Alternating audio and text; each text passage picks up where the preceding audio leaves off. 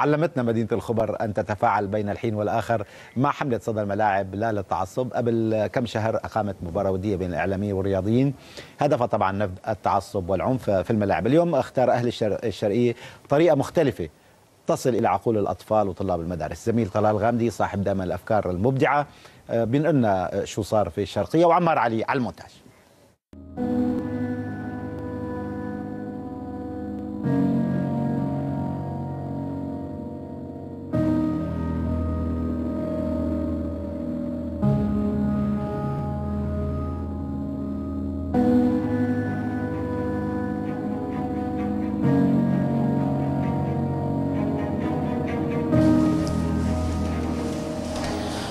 مشاهدينا الكرام، الحضور الكريم، كما عودكم صدى الملاعب دائما على مبادراته وخاصة في لا للتعصب.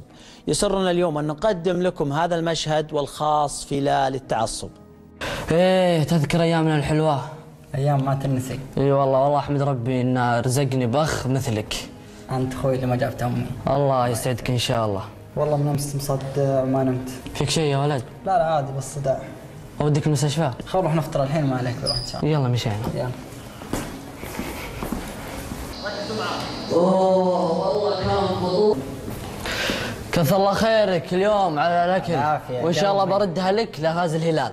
يفوز مين؟ لغاز الهلال عليكم. كيف تبي يفوز بس؟ اي بيفوز عليكم.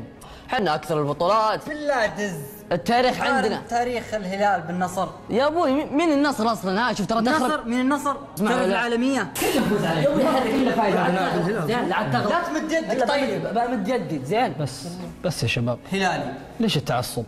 انت هلالي وانت نصراوي، ليش هالتعصب؟ ترى ما حد درى عنكم، لا انديه ولا اداره ولا لعيبه، يسافرون يروحون ويجون وانتم اللي جالسين هنا. انتم تعصب على انفسكم، اعصابكم لكم لانفسكم، ما في احد بيطالع فيكم ولا احد بيشوفكم. شوفوا احنا نصر مع هلال مع بعض، شفتوا؟ ما في عصبيه. لا تعصب ولا شيء، ايش رايكم تجون معانا ونعلمكم ايش معنى انه ما في تعصب. سلم على بعض يا شباب.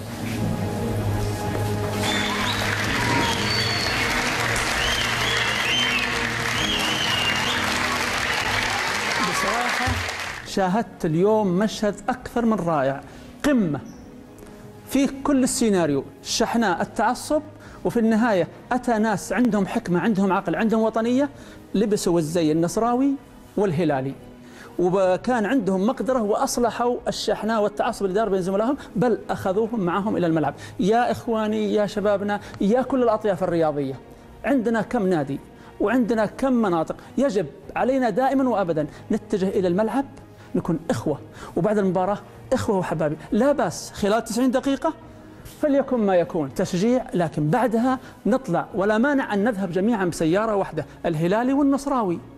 أفضل وأجمل وأروع أن يكونوا يحملون الود والحميمية بينهم، ولا يكونوا ذاهبين للمباراة وكأنهم مشحونين وقنابل موقوتة. حمى الله وطننا، وجميعا نتمنى أن تكون وجهتنا للأمام في قارب كبير ربنا سلمان بن عبد العزيز.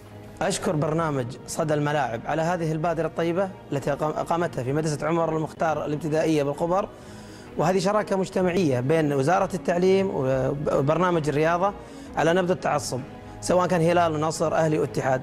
أتمنى أن تكون هذه ظاهرة تندثر وتبتعد. أشكر البرنامج هذا على هذه البادرة الطيبة. في النهاية الكرة تجمعنا ولا تفرقنا، وكما يقول الزميل مصطفى لاغا، انضموا لحملتنا لا للتعصب عبر صدى الملاعب، وسنبقى نحارب هذه الظاهرة حتى تختفي.